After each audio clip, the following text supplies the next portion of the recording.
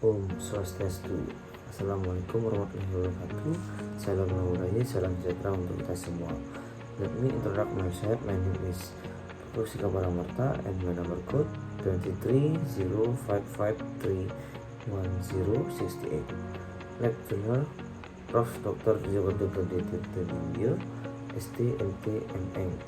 Course Metallurgi, Mechanical Engineering, Technical Faculty, Udayana University. My referensi Metallurgi for the non-metallurgists, edited by Arthur C. Redon. Chapter 11, Tool, Steels, and High-Speed Steels. My topic 1. A brief history. 2. Modern alloys. 3. Warp tool steels. 4.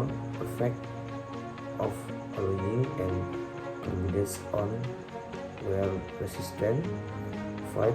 Head rating, high speed and tool steel.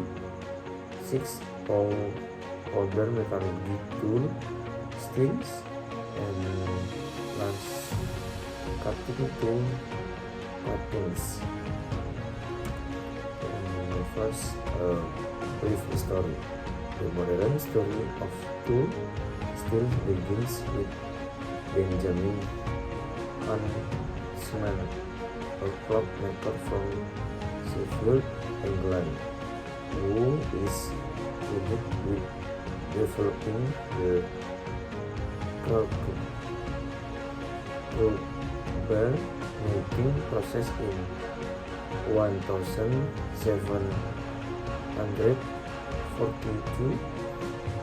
This process made it possible to produce cast steels with carbon level that fell between tubes of cast iron and wrought iron.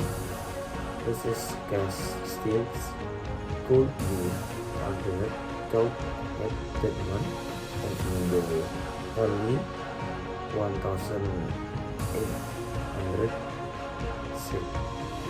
they were the best tools available for cutting and machining other metals. But there was a serious problem. During water quenching tests, cast steel had a strong tendency to crack, and so producing unstable cutting tools was a difficulty. The modern story of tool steels begins with Benjamin Huntsman, a clockmaker from Sheffield, England, who is credited with developing the clockable melting process in 1742. This process made it possible to produce cast steels with carbon level that fell between tubes of cast iron and wrought iron. 2. Modern alloys. Many complex, highly alloyed tool steels and high-speed steels were developed in the early 20th century following the success of Taylor and White. These steels contain, among many other elements, relatively large amount of tungsten, molybdenum, vanadium, manganese, and chromium. This new grade enabled the increasingly severe service demands of industry to be with and profit greater dimensional control and freedom from cracking during head treatment that was otherwise possible at the time of their development. 11.2.1 Tool steel properties. Modern tool steels are characterized by an exceptional combination of untamable hardness, roughness, and wear resistance. Few of these properties may be considered characteristic. It is the ability to selectively tailor and combine that allows the grade of steel to excel in a wide variety of applications. And 11.2.2 Grade classification. There are presently more than 40 classifications of high-speed and tool steel alloys according to the American Iron and Steel Institute or AICE. When these are compounded by the number of domestic manufacturers, the total number of individual steel in these categories exceed 150 according to the AICE classification system. Its group of steel processing similar chemical composition and properties is identified by a capital letter. For example, the IC classification system designs the M-series high-speed steel contain molybdenum as the primary alloying element. In the T-series grade, tungsten is used as the primary alloying element. 11.2.3 Effect of alloying element. The T-series alloys contain 12 to 20% with chromium, vanadium, and cobalt as the other major alloying element. The N-series contains approximately 3.5 to 10.5% molybdenum with chromium, vanadium, tungsten, and cobalt as the other main alloying element. Article whether molybdenum or tungsten contain approximately 4%, while the carbon and vanadium contents among different grades vary considerably. 11.3 World tool steel. Many manufacturing operations involve casting, sharing, or forming of metal at high temperature. Hot work steel or group have been developed to extend the combination of pressure and abrasion associated with such operation. Could work tool steel because they do not have the alloy content necessary to make them resistant to softening at elevated temperature, are restricted to applications that do not involve float or anything above 205 to 260 derajat Celsius or 400 to 500 derajat Fahrenheit. In addition to the hot and cold work steel, described shock resisting steel low alloy special purpose steel, mold steels, and water hardening steel are also used for non-machining application. Table 11.2 list composition limit for the steel as well.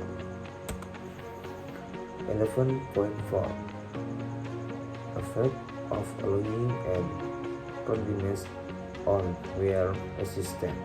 The wear resistance of high-speed steel and tool steels is strongly dependent on the amount, type, size, shape, and distribution of alloying combinations that are present in the microstructure. The function that these combinations serve can be understood through the use of an analogy. Constant but more complex combinations are also represented using this terminology. The wear resistance of tool steels generally increases with increasing carbide volume percent and carbide hardness as shown. The precipitate metals carbide such as MC and M2C can attain very high hardness, and they contribute significantly to the wear resistance of tool steel that are alloyed to contain large volume fraction of those particular conduits. Depending on the alloy composition, many tool steel usually contain more than one type of carbide. 11.5 Heat treating high speed and tool steels. High speed and tool steels intended for heat treating are normally prepared in a relatively soft condition with minimum hardness and maximum ductility, known as a supersede annealing condition. The annealing practice used to achieve this condition product a relatively uniform distribution of the alloying carbide within the microstructure. The carbide might be top of the matrix during heat treatment because as the steel is heated to the austenitizing temperature, austenite will form and the carbide present in the steel microstructure will begin to dissolve back into the austenite. The more difficult it is for the carbide to dissolve, the harder one can heat the steel and still retain small carbide in the matrix, but the carbide do not all dissolve within the same temperature ranges, depending on its chemical composition and microstructure. Each type of carbide exhibits a different level of thermal stability. 11.6 Powder metallurgy tool steel. As a result of pronounced ingot separation, conventional tool steel and high-speed steel can contain a somewhat coarse, non-uniform microstructure accompanied by relatively low transfer force properties. The carbide segregation observed in the longitudinal section of annular and 2 speed steel bars illustrate the degree of segregation that is normally present in the bar and how it becomes more pronounced as the diameter of the bars increase. As the example demonstrate, the severity of ingot segregation can be minimized through the application of proper hot working reduction practice, but it cannot be eliminated completely in traditional ingot casting operation. Most tools still are work products that are produced using traditional ingot casting techniques and alternative process that is used manufacture. The some product is the rapid solidification of gas atoms powder that are consolidated to full density by hot isostatic pressing or HIP. This technique is known as powder metallurgy or PM processing, and it has several distinct advantages over traditional ingot casting method. Powder metallurgy processing virtually eliminates carbohydrate segregation and product very fine microstructure with uniform distribution of carbohydrate and non-metallic inclusion. And last, 11.7 Cutting tool coatings. In silver cutting and machining application used in industry, it is not uncommon to surface treat high-speed steel and tool steel with specialized coating to reduce frictional contact, reduce thermal conductivity, and improve wear resistance. Thus, hard wear resistant surface coating are often as a means of improving tool life. Important consideration when selecting a surface treatment are substrate material, coating process temperature, coating thickness, coating hardness, and the material to be machined. There are many surface treatment and treatment processes that are available. For example, it has been estimated that up to 60 to 70% of all carbohydrate tools are now coated. The surface hardness product by a number of different types of coatings is shown. The material to be mentioned in important consideration when selecting a coating. For example, titanium nitride coating work well on various material but immediately break down when matching titanium. Thin film diamond coating work well when matching aluminium but are totally ineffective with various alloys. Okay, and thank you. Om Santi Santi Santi Om.